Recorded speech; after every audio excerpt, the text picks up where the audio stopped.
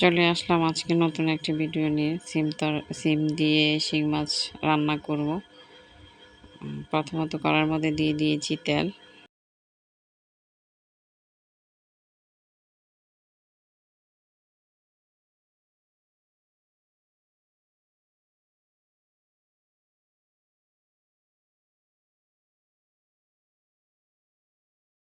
তারপরে দিয়ে দেব পেঁয়াজ কুচি, একটু ভাজা ভাজা করব।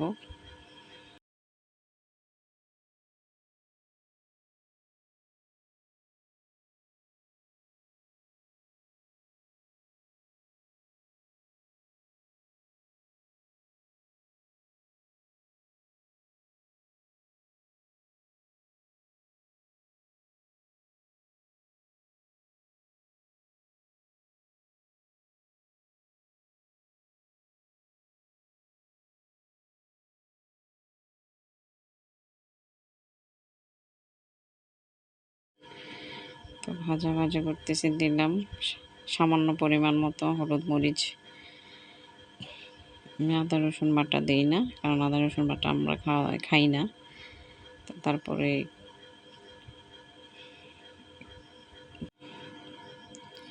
সামান্য পরিমাণ পানি দিয়ে দেব। তারপরে নাড়াচাড়া দেব।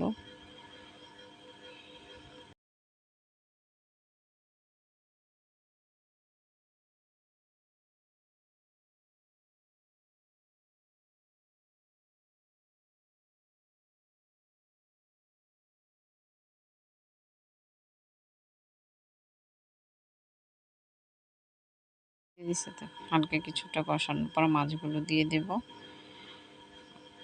মাছগুলো দিয়ে ভালো করে কিছুক্ষণ কষিয়ে নেব। রান্নার ফাঁকে চলে আসলাম আমাদের গাছগুলো দেখাতে।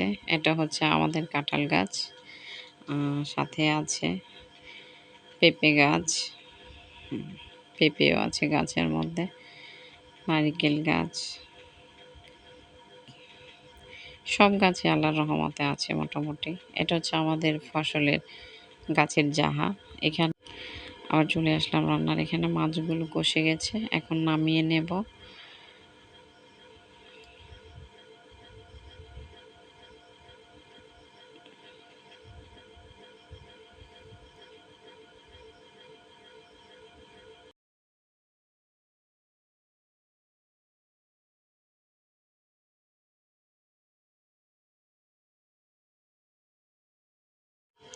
নামানোর শেষ দিয়ে দেব সিম আর আলু।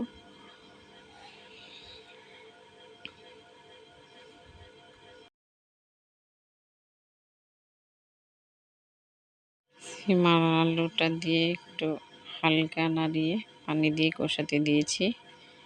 ঢাকনা দিয়ে ঢেকে দিয়েছি। এই যে দেখেন কি সুন্দর বলক আসছে।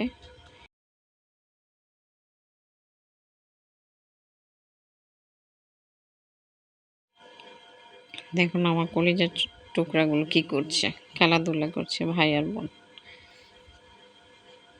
একসাথে হলে। মাশাল্লাহ, এরা খেলাধুলায় পারদর্শী। আবার চলে আসলাম রান্নার। দেখি পানিটা সামান্য পরিমাণ কমে গেছে, দেখুন নাড়াচাড়া দিচ্ছি। আলুটা মোটামুটি সিদ্ধ হয়ে গেছে, সিমটাও। তো এখন দিয়ে দেব পরিমাণ মতো পানি। পানিটা দিয়ে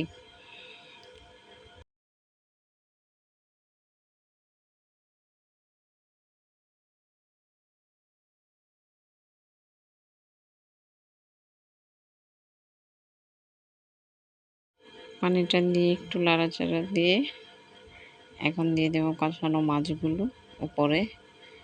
তারপরে হালকা করে ছড়িয়ে দেব। ছড়িয়ে দেওয়ার পরে এখন আবার আমি এগুলাকে ঢেকে দেব।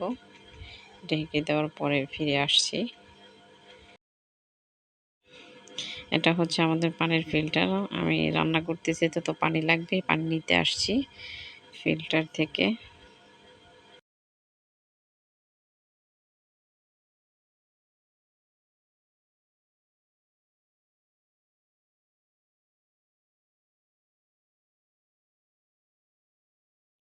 আবার চলে আসলাম রান্নাঘরে। তো দেখা যাক।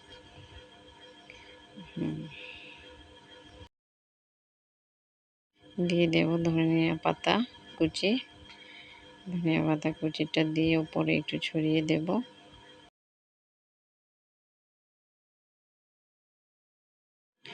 রান্না শেষ, এখন নামিয়ে নিচ্ছি।